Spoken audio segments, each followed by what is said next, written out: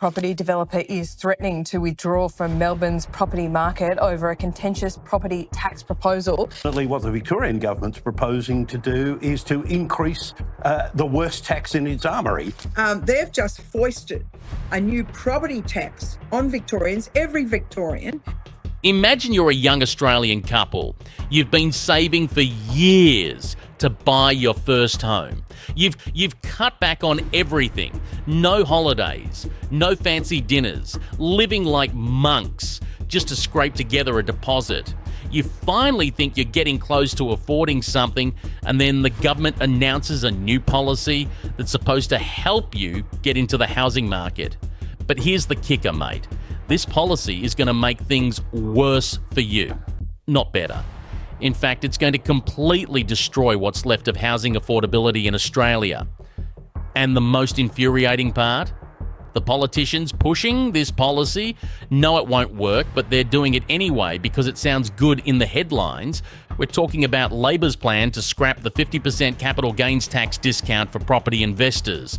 On the surface, it sounds brilliant, right? Stick it to those greedy property investors.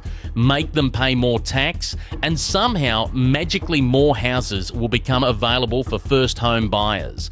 But the devil is in the details, and those details are absolutely terrifying for anyone trying to get into the housing market. The average Australian home has just passed $1 million for the first time in our history. Sydney's median house price is forecast to hit $1.83 million by June 2026. It now takes half of your median household income just to service a new mortgage. That's well above the 30% that's considered housing stress. And their solution? A tax policy that will make everything worse.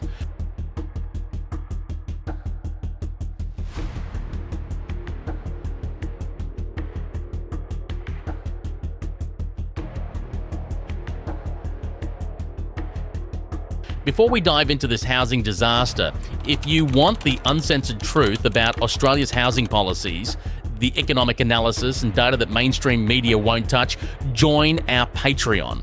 We're the resistance exposing the policies that are making housing less affordable, not more. Link in the description. But the second thing is, my memory is, this has been done and it failed. Right now, if you're a property investor and you hold a property for more than 12 months, you get a 50% discount on your capital gains tax when you sell. So if you buy a property for $500,000 and sell it for $1 million, instead of paying capital gains tax on the full $500,000 profit, you only pay tax on half of that, $250,000. This discount doesn't just apply to property, it applies to all investments, stocks, businesses, startups, you name it. But here's where it gets absolutely insane. Labor wants to remove this discount only for property investors while keeping it for every other type of investment. Think about that for a second. They're specifically targeting property investors while protecting wealthy stock market investors. If you're rich enough to have a diversified portfolio of shares and businesses, you keep your tax benefits. But if you're a working class Australian who put your life savings into a rental property, you get slugged with higher taxes. It's economic discrimination, pure and simple. But here's what they don't want you to know. The average property investor has a household income of less than $120,000. These aren't billionaires living in Turek mansions. They're teachers, nurses, tradies trying to build wealth for retirement. 70% of property investors own just one investment property. They're ordinary Australians who've worked their asses off and made sacrifices to invest in their future. Australians now well into their 30s are struggling still to buy a home. Here's the part that should absolutely terrify every first home buyer. Only 5% of existing homes sell each year. Out of Australia's 11 million private residential dwellings, only about 550,000 change hands annually. The housing market is already incredibly illiquid, and now they want to make it worse. For expensive properties above $2 million, the turnover rate drops to just 2 to 3% annually. We're talking about a market that's already constipated, and this policy will make it completely blocked up. The research data is absolutely damning. 20% of property investors sell within 1 year, and another 35% sell within 2 years. That means 55% of investors are relatively short-term holders who contribute significantly to market turnover. When this tax hits, those investors will completely change their strategy. Instead of selling after a year or two, they'll hold properties for decades to avoid the tax penalty. That 5% annual turnover could easily drop to 3%, 2%, or even 1%. Fewer properties available means higher prices for first home buyers, not lower ones. Want proof this works? Look at California's Atherton, the richest zip code in America. House prices went up 13%, despite an ordinary economy because their property tax system discourages selling. When you buy a house, your property tax is calculated based on what you paid for it. If you sell and buy an identical house at current market prices, your property tax could double or triple overnight, so nobody sells. They hold properties forever because selling means massive ongoing tax increases, less liquidity, fewer houses available, and prices that keep rising regardless of economic conditions. That's exactly what Australia's about to do to itself. And too many Australians have been locked into renting forever.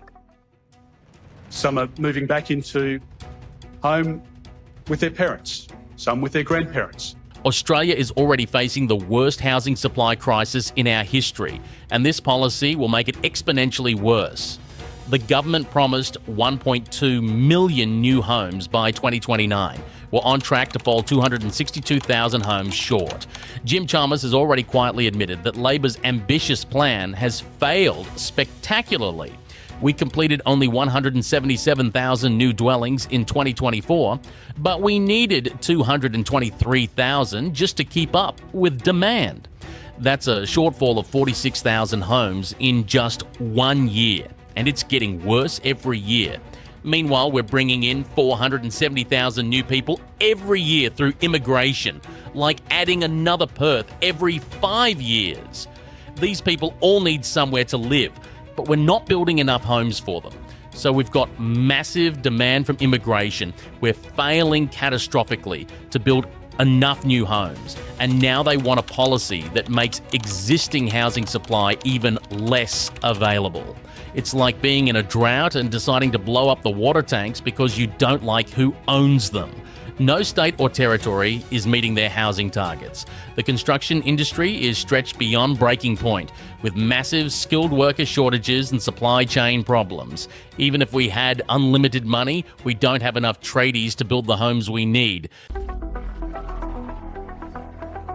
This policy won't just hurt people trying to buy homes, it'll absolutely devastate the millions of Australians who rent. When you make property investment less attractive through punitive taxation, fewer people become property investors. That means fewer rental properties available for the 40% of Australians who rent their homes. This will supercharge housing prices, and so in that sense, it will actually make the problem of housing affordability worse. We already have rental vacancy rates at just 1.8% nationwide, near record lows and well below the 3 to 4% that's considered balanced. Renters are competing fiercely for the few available properties, driving rents through the roof. It now takes 33% of median household income just to cover a new lease. When this policy reduces the number of property investors, the rental pool shrinks even further. With 470,000 new people arriving annually who need somewhere to live, rents will explode upward. We're talking about rental increases that will make the current crisis look like a picnic. Eventually, rents might get so high that property investment becomes attractive again despite the tax penalty. Melbourne might see gross rental yields of 6% or more, Brisbane could hit 5 to 6%, and Sydney might go from its current pathetic 2% yields to 4 or 5%. But those higher yields will only be possible because renters are paying massive rents. Think about a young family renting in Melbourne. Right now, they might be paying $400 a week for a basic 3-bedroom house. When the rental supply shrinks due to this policy, that same house could easily jump to $500 or $600 a week. That's an extra $5,000 to $10,000 a year just for having a roof over their heads. This isn't theoretical economics. We can see exactly how these policies play out by looking at other countries. The evidence is overwhelming, and it's all bad news for housing affordability. In the United Kingdom, when they increased stamp duty for investment properties and reduced tax deductions, property investment fell, rental supply tightened, and rents increased faster than they had in decades. The policy was supposed to help first home buyers, but it ended up hurting renters and making the housing market even more dysfunctional. Germany tried rent controls and investor taxes in cities like Berlin. The result? New rental construction virtually stopped.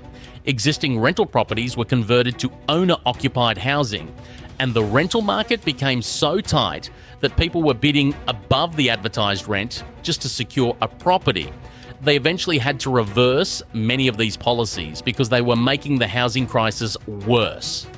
Even in New Zealand, when they removed tax deductions for property investors, the immediate result was higher rents and reduced investment in new rental properties.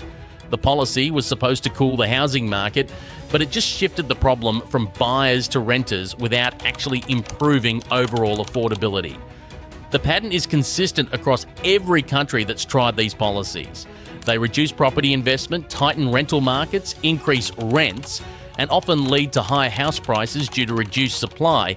Yet Australian politicians are charging ahead with the same failed policies.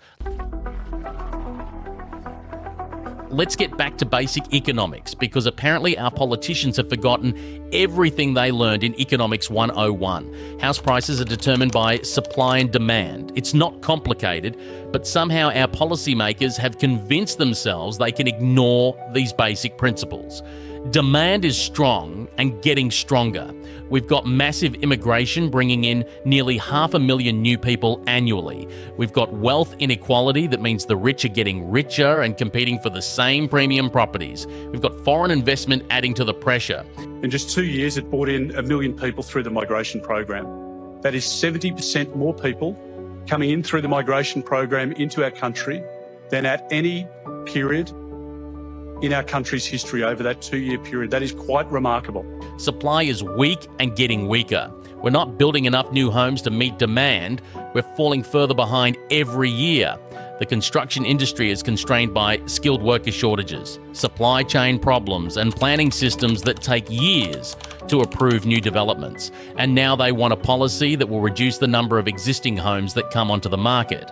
Strong demand plus weak supply equals higher prices, not lower ones. This isn't rocket science. It's the most basic principle in economics. But politicians are either too stupid to understand this, or they're deliberately misleading voters because the policy sounds good in focus groups. You want real solutions? Build more bloody houses.